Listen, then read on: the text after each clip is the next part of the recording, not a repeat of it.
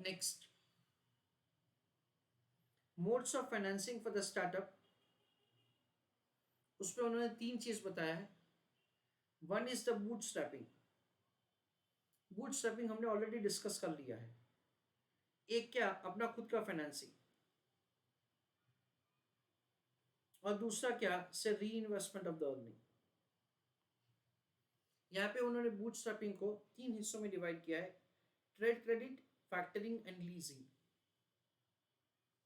Angel investors, angel investors का मतलब ये है दैट से देयर आर इन्वेस्टर्स से who want to make investment in the new ideas।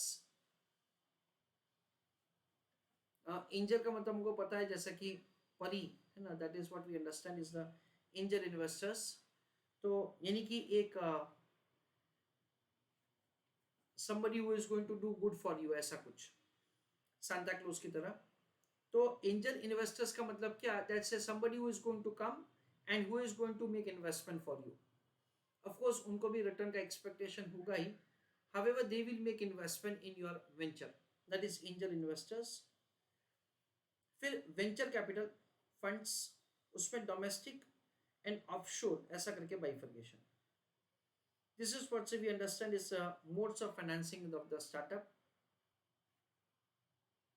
तो सबसे पहले हम लोग शुरू करते हैं बूटस्ट्रैपिंग से।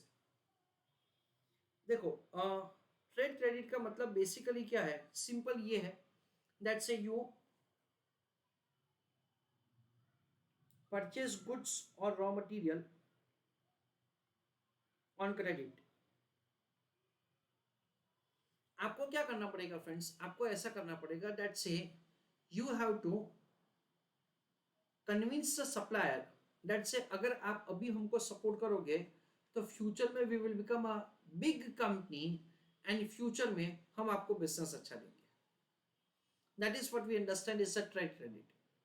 यानी हमको क्या मिलेगा, से गुड्स क्रेडिट पे हमको खरीदने को मिलेगा, that is a trade credit. Factoring, very simple, हमने गुड्स बेचा है, we appoint a factor who will go and collect the funds from the customer and by that time वो हमको लेंड करेगा।